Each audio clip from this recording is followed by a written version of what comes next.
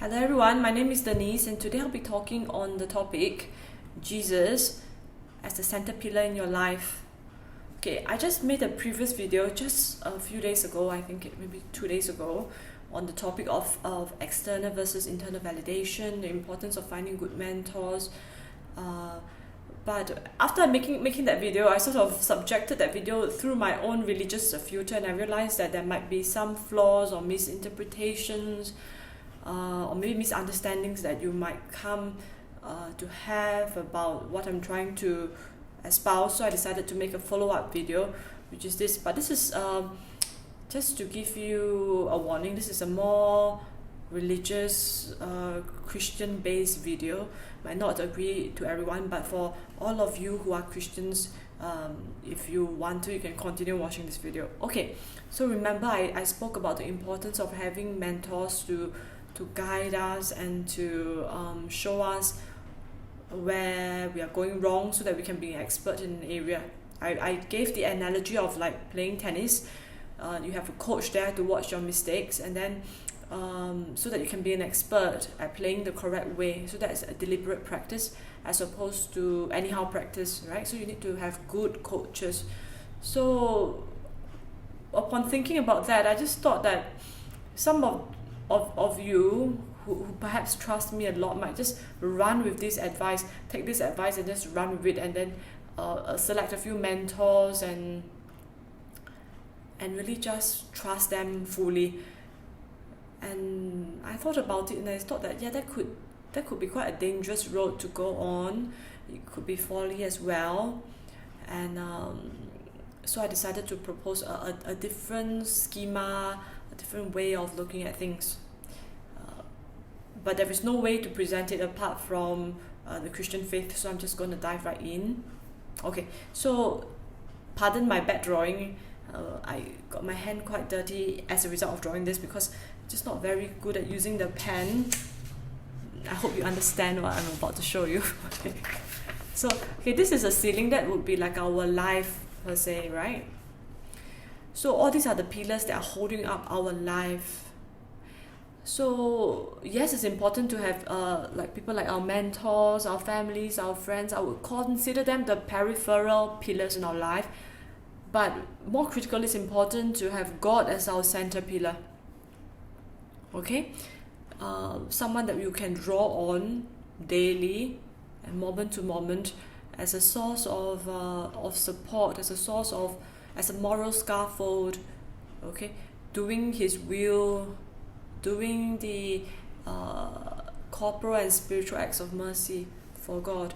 Okay, how do I act this out? Like every day in the morning, I insist on praying the rosary, and I realized that I don't know, is this loose association or superstition? It might be. I don't think so.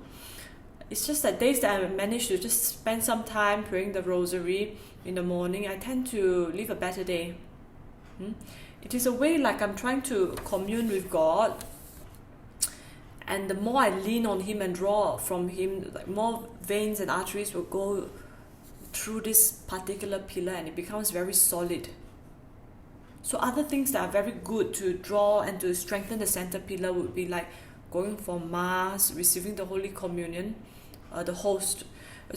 It is true, like during the COVID period, it was hard to go for Mass because I'm not very technological savvy. This is something I'm embarrassed about. So booking was really hard for me. So once the booking was removed, I could just walk into the church for Mass. I went back with my family, and it just receiving Jesus in the host really opened my spiritual life in a brand new dimension. So I really am quite mind blown by that. So that's another way to really strengthen the connection.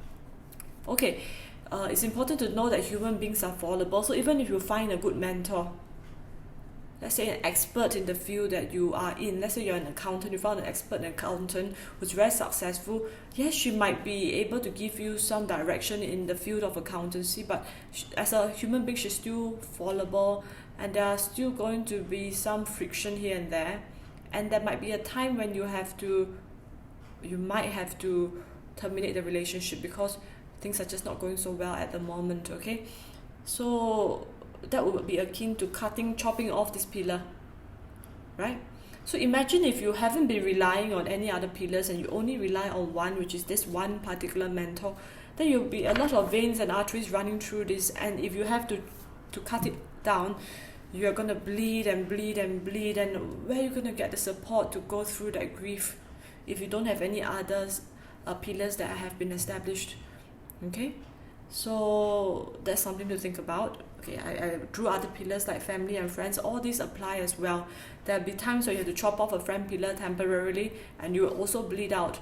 What I'm saying is that if your center pillar, which is in God, is rock solid, then you can actually chop all this if necessary. When push comes to shove, you can chop down all the pillars and you'll still be fairly stable, and that will give you the detachment you need to really live a godly life. Because there are some times when you're walking on the path, right, you're going to get persecuted or you're going to make choices that are not so popular, so all those pillars will go down. But if your center pillar, which is the one that is leading you to God and God to you, if that's strong, then you can face anything. Okay, so I'm just going to share a few verses from the Bible. So I know my Protestant friends, they really love that, like you need to quote from the Bible to justify anything, so I will. First, let's just take a look at John chapter 4,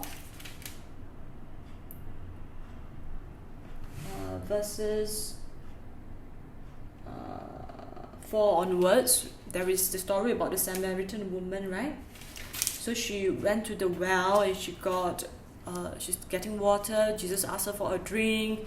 Then Jesus tell her, bring your husband here. Then Jesus revealed to her that the lady said, I do not have a husband. Jesus answered her, you are right in saying, I do not have a husband, for you have had 5 husbands, and the one you have now is not your husband. What you have said is true. Okay?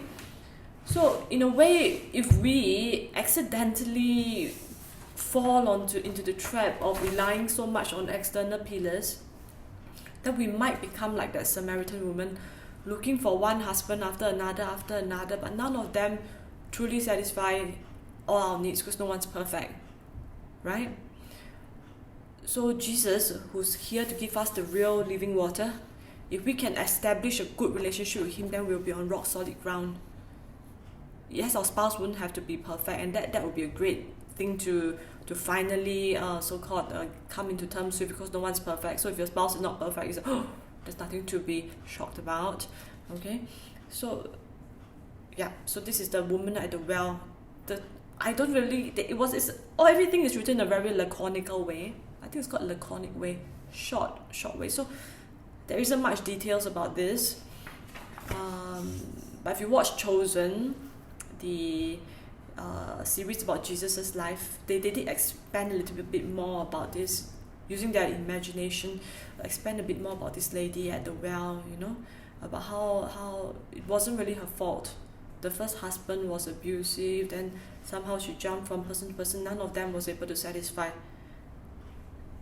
So it was very beautiful. I really love that story. I cannot watch one episode of Chosen without crying. That is really that good, so go watch that. Okay, anyway, sorry, back to the topic. It is important to have a very solid relationship with God. Otherwise, we might risk becoming like the Samaritan woman, looking for one husband after another, and nothing truly satisfies, until finally Jesus make a detour just to go to the well to meet her, to offer her living water. Okay, then let's go back to another verse. This time is in Matthew chapter, let me see, I think it's chapter 10. Yeah, chapter 10, verses 37. It says this: the conditions of discipleship.